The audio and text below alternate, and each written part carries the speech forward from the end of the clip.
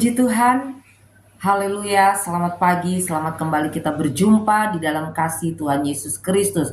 Mari kita sama-sama berdoa sebelum kita mendengarkan firman Tuhan.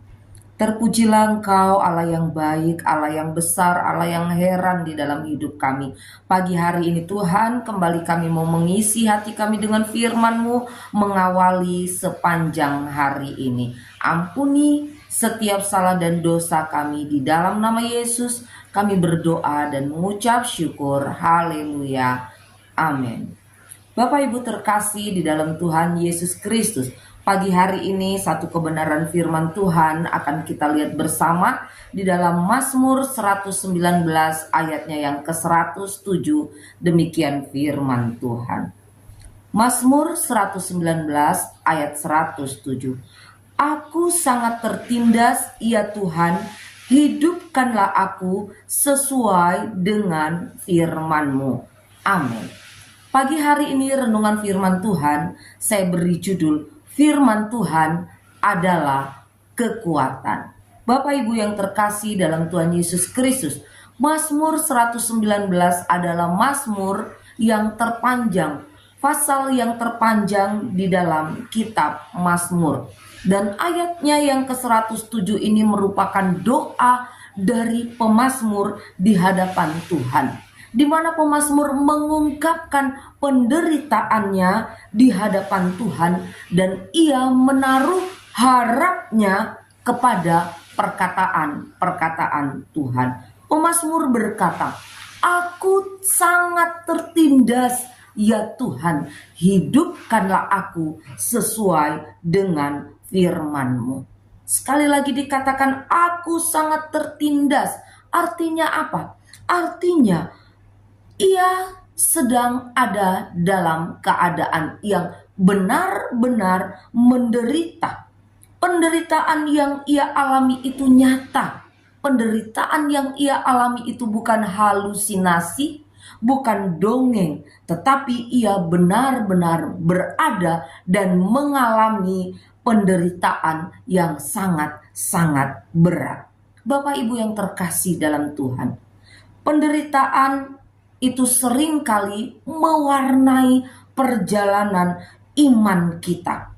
Dan Alkitab mencatat ada begitu banyak tokoh-tokoh Alkitab yang menderita. Salah satunya adalah Ayub.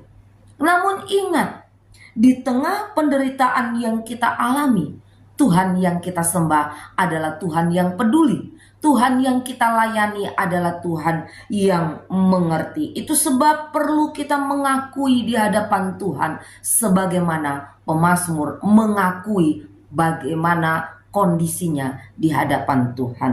Jangan kita pura-pura kuat, karena ingat, kita manusia memiliki kekuatan yang terbatas. Di tengah penderitaan, pergumulan yang berat, pemazmur mengakui bahwa firman Tuhan itu berkuasa. Berkuasa memberikan kekuatan, berkuasa membangkitkan semangatnya. Itu sebab dia berkata, hidupkanlah aku sesuai dengan firman-Mu. Firman Tuhan adalah sumber pemulihan saat kita mulai lemah. Hidup di tengah penderitaan, di tengah pergumulan berat, bukan akhir dari segalanya.